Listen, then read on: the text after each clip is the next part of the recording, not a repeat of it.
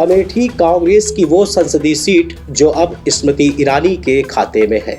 जी हां, मैं पीयूष मणि अवस्थी, आप देख रहे हैं इंडिया जंक्शन।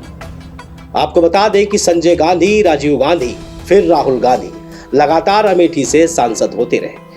वर्ष 2019 में भारतीय जनता पार्टी की लहर में स्मृति ईरानी ने लोकसभा अमेठी का चुनाव जीतकर झंडा गाड़ दिया, जिसके बाद कहीं ना कहीं से राहुल गांधी ने इस बात को भांप लिया था और वायनाड जाकर खुद सांसद बने।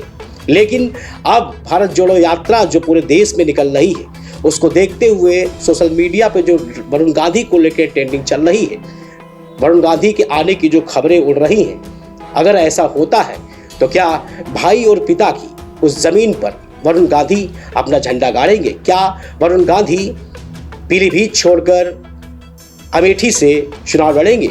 अगर ऐसा होता है तो क्या होगा? देखिए इंडिया जंक्शन की स्पेशल रिपोर्ट में भाई भाई। कांग्रेस की राजनीति में शुरुआती दौर से लेकर अब तक तमाम तरह के मोड़ आए। देश जब से आजाद हुआ तब से कांग्रेस में आमूल-चूल परिवर्तन कई बार हुए भी। शुरुआत हुई इंदिरा गांधी से। इंदिरा गांधी को रायबरेली की मां कहा जाता था। आलम यह था कि इंदिरा गांधी वहां के लोगों को नाम से जानती थी, लोगों के जहन में उनका नाम रचा बसा था। यही वजह है 1967 में इंदिरा गांधी ने रायबरेली से चुनाव लड़ा और सांसद बनी। इंदिरा गांधी के बेटे राजीव गांधी इंदिरा गांधी के न रहने के बाद उनके राजनीतिक उत्तराधिकारी के रूप में 1981 में राजनीति में गहरी पैठ बना चुके थे और वो अमेठी से लोकसभा चुनाव जीते और उनके विरोध में खड़ी हुई थी उनकी बहू यानी मेनका गांधी। रायबरेली और अमेठी कांग्रेस के लिए कुछ ऐसी सीटें रही हैं जिसको आज तक कोई हिला न सका, लेकिन एक दौर था जब कांग्रेस में ही अंदर खाने विवाद सामने आने लगा था। विवाद का केंद्र बिंदु था संजय गांधी।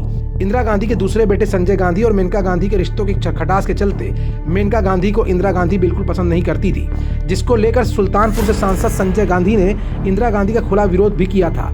और संजय गांधी के न रहने के बाद मेनका गांधी ने कांग्रेस का दामन छोड़ दिया और वो बीजेपी का दामन पकड़ने में कामयाब रही।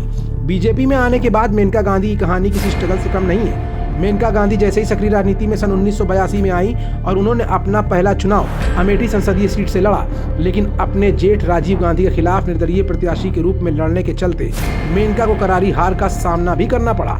1998 और 99 में भारतीय जनता पार्टी के समर्थन से वो निर्दलीय प्रत्याशी के रूप में पीलीभीत संसदीय सीट से चुनाव लड़कर संसद पहुंचने में कामयाब हुई।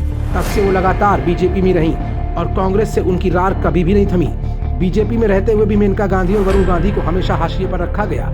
मां की पृष्ठभूमि की ताकत वरुण के सांसद बनने के बाद पता चल गई। यही वजह है कि वरुण बीजेपी के फायर ब्रांड नेता और अच्छे वक्ता माने जाते हैं। लेकिन अब राजनीति में कुछ नया चल रहा है। उस सच्चाई पर से हम पर्दा उठाएं उससे पहले ये जान लीजिए कि अब वरुण गांधी तमाम सोशल मीडिया मंचों से कांग्रेस से नजदीकी जग जाहिर करते दिख रहे हैं। लेकिन वरुण गांधी को कांग्रेस में क्या पद मिलेगा, इसके अभी सिर्फ कयास ही लगाए जा रहे हैं। अगर ये कयास अमली जामा पहनते हैं तो कहीं ना कहीं वरुण गांधी, राहुल गांधी, सोनिया और प्रियंका एक नया मास्टर स्ट्रोक खेल सकते हैं। वो मास्टर स्ट्रोक है जिस सीट को कांग्रेस अपने सिरमौर पर लगाती है, वो सिरमौर है अमेठी सीट, जो अब बीजेपी की नेत्री और टीवी एक्ट्रेस स्मृति ईरानी के पास है। यानी मतलब बिल्कुल साफ है कि अमेठी से जो वजूद कांग्रेस का खत्म हुआ था, उस वजूद का जवाब देने और अपने पिता की खोई हुई सीट और भाई राहुल गांधी का बदला लेने के लिए हो सकता है कांग्रेस वरुण गांधी को उतारकर बीजेपी को यह दिखाने की कोशिश करे कि अगर तुम मेरे घर में सेंधमारी कर सकते हो तो हम भी वक्त आने पर तुम्हारे पूरे के पूरे घर को हिला सकते हैं। दुनिया की खबरों से जुड़े रहने के लिए सब्सक्राइब करें हमारा चैनल इंडिया जंक्शन।